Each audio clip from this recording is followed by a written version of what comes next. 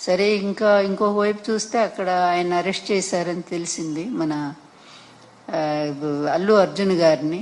పాపం నిజంగా నాకు బాధ వేస్తుంది. ఎందుకంటే ఎన్ని కుట్ర రాజకీయాలండి, ప్రతి చోట ఈయన చేతులు ఉంటాయి, అందులో సందేహం ఏమీ లేదు.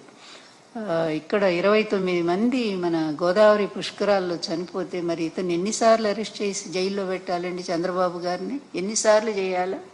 అదేవిధంగా కందుకూరులో దాదాపుగా 9 మందిని చంపేశాడు ఈయన. ఇరుకు సందులో మీటింగ్ పెట్టి, ఇరుకు సందు, అందులో పాపం తొక్కిసలాట జరిగినట్టు, తన కోసం జనం విపరీతంగా వచ్చినట్టు చేయటం కోసం, మీడియా కోసం అక్కడ అట్లాగే చేసి 9 మందిని చంపాడు. చీరల పంపిణీలో 3 ఆడవాళ్ళు ప్రాణాలు కోల్పోయారే. ఈయన ఎన్నిసార్లు జైల్లో పెట్టాలో చెప్పండి? అభిమానంతో వాళ్ళు విరగబడి ఆ రోజు అది అబ్బాయి అన్న కావాలని చేస్తారా?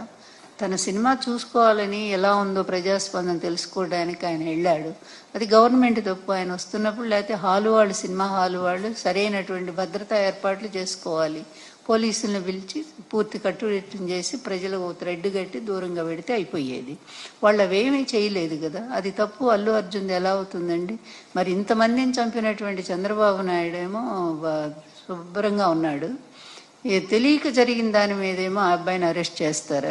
ఎంత దుర్మార్గం! ఇట్లాగే ఉంటాయి. చంద్రబాబు అక్కడ ఆయన శిష్యుడు ఇద్దరే కదా, మరి ఇద్దరు 2 రాక్షస పాలన చేస్తూ ఉన్నారు, ఆ రాష్ట్రంలో ఈ రాష్ట్రంలో కూడా. అందువల్ల ఏదైనా దేనికైనా ఒక అంతిమం అనేది ఒకటి ఉంటుంది. తప్పనిసరిగా రైతులకు అన్యాయం చేస్తున్నటువంటి ఈ ప్రభుత్వం తొందరలోనే దాన్ని